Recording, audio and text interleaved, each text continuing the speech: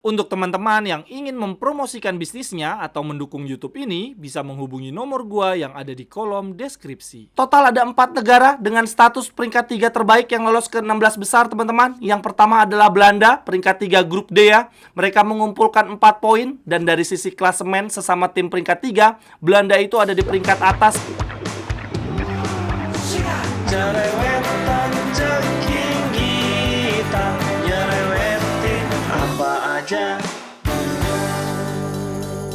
Teman-teman yang sedang kalian saksikan saat ini adalah Cerewetin Euro. Apa kabar teman-teman semua? Semoga dalam keadaan sehat.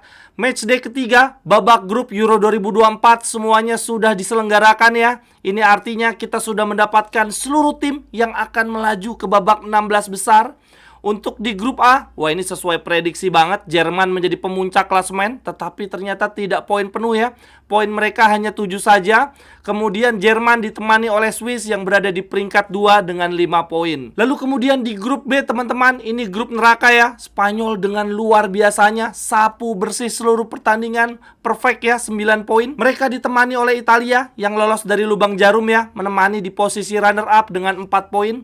Ini Kroasia dan Albania tersingkir, kasihan banget teman-teman, terutama Albania nih. Itu ya poin yang mereka dapatkan, 1 poin, sama sekali tidak menggambarkan, tidak mencerminkan permainan mereka, seakan mengecilkan lah tuh perjuangan Albania. Menurut gua Albania salah satu penampil terbaik di Euro 2024 ini. Kemudian grup berikutnya, grup C. Wah ini grup yang paling membosankan teman-teman. Coba lihat aja deh, 3 tim teratas itu cuma cetak 2 gol, anjir males banget. Lalu kemudian di peringkat 2 dan 3, Denmark dan Slovenia ini mengulangi sejarah di babak kualifikasi ya. Jadi seperti yang pernah gue sampaikan juga di konten sebelumnya, Denmark dan Slovenia itu di babak kualifikasi mereka berada di grup yang sama. Dan di klasemen akhir poin mereka sama, selisih golnya juga sama. Tetapi Denmark akhirnya di babak kualifikasi ada di peringkat 1 karena unggul head to head. Kejadian ini terulang lagi ya di babak utama Euro 2024. Denmark dan Slovenia mengoleksi poin yang sama, selisih golnya sama, dan bahkan sekarang head to headnya sama. Tetapi akhirnya Denmark yang ditetapkan sebagai peringkat 2 ya, sebagai runner up karena unggul fair play. Slovenia lebih banyak mengoleksi kartu kuning. Lalu kemudian di grup berikutnya, grup D teman-teman. Ini adalah grup yang di semua tim ya ada pemain Internya ya.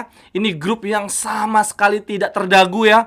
Gua tadinya memprediksi Prancis dan Belanda akan perkasa lolos ke babak 16 besar, tetapi justru yang memuncaki klasemen adalah Austria. Gokil, di partai terakhir mereka menang 3-2 atas Belanda. Sementara itu di grup E, yang sebelumnya gue mengatakan bahwa ini adalah grup yang paling gak seru, paling malesin ya, karena tidak ada tim raksasa di sini. Tetapi di satu sisi, grup ini adalah grup yang paling seimbang, dan ternyata benar-benar seimbang teman-teman.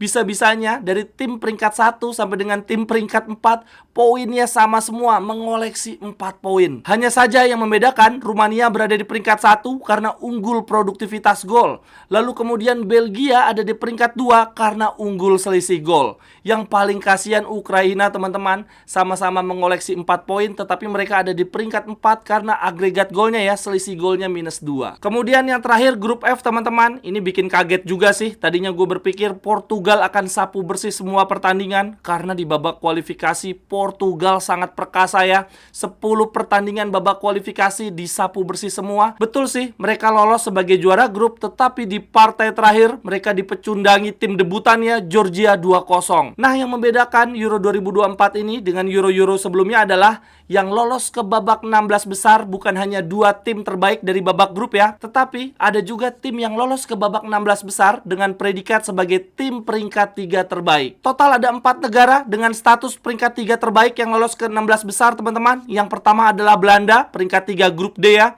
Mereka mengumpulkan 4 poin, dan dari sisi klasemen sesama tim peringkat 3, Belanda itu ada di peringkat atas karena produktivitas golnya paling tinggi. Lalu kemudian tim yang kedua adalah Georgia ya, peringkat ketiga grup F. Wah, ini dia kemenangan mereka atas Portugal sama sekali tidak sia-sia ya, membuat mereka lolos sebagai peringkat ketiga terbaik. Lalu kemudian tim yang ketiga ada Slovakia teman-teman, mengumpulkan 4 poin juga. Ini 4 poin mereka bukan hanya sama dengan Belanda dan Georgia, tetapi sama juga dengan penghuni di grup mereka ya, peringkat 1 Rumania dan peringkat 2 Belgia. Dan tim terakhir yang lolos sebagai peringkat 3 terbaik adalah Slovenia yang mengumpulkan 3 poin. Mereka adalah peringkat 3 grup C. Ini berarti teman-teman, tim peringkat 3 yang tidak lolos ke babak berikutnya adalah Hungaria dan Kroasia Kroasia karena poin mereka paling dikit nih, cuma 2 dan 3 poin. Yang paling kasihan tentu saja Ukraina, mereka mengumpulkan 4 poin, bahkan poinnya lebih banyak nih dibandingkan Slovenia ya yang cuma mengumpulkan 3 poin. Tetapi sayangnya di grupnya mereka nih si Ukraina cuma ada di peringkat 4. Dan ini ya teman-teman, kalau kemarin Italia kalah dari Kroasia, banyak yang ngomong kan, ya sudah nggak apa-apa kalah dari Kroasia, Italia akan lolos ke babak 16 besar dengan status peringkat 3 terbaik.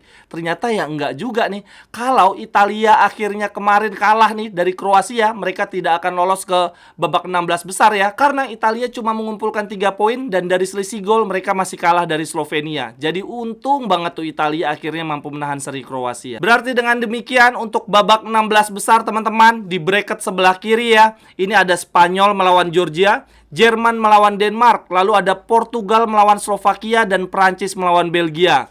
Dan di bracket sebelah kanan ada Rumania melawan Belanda. Ini Belanda kalau dipikir hoki juga teman-teman. Mereka lolos sebagai peringkat 3 terbaik. Di 16 besar cuma ketemu Rumania ya. Dibandingkan kalau mereka misalkan lolos sebagai peringkat 2 tuh, di tempatnya Prancis malah bertemunya Belgia. Lalu kemudian pertandingan lainnya ada Austria melawan Turki, kemudian ada Inggris melawan Slovenia, dan Italia melawan Swiss. Kalau dipikir-pikir juga teman-teman, ini sepertinya Spalletti memang sengaja nih maunya lolos sebagai runner up ya. Karena di babak berikutnya, di babak perempat final, Italia palingan cuma ketemu Inggris, lalu di semifinal cuma ketemu Belanda nih. Kenapa gue bilang cuma ya, pakai tanda kutip?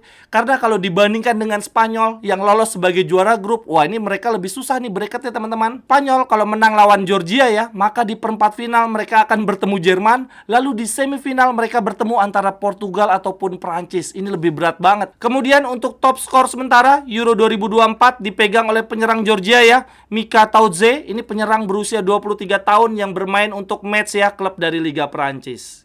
Sekian dulu untuk Cerewetin Inter hari ini teman-teman. Silahkan tuliskan analisis teman-teman tentang babak 16 besar di kolom komentar. Sampai ketemu di cerewetan-cerewetan berikutnya. Bye-bye, thank you. Cerewetan ceking kita, nyerewetin apa aja.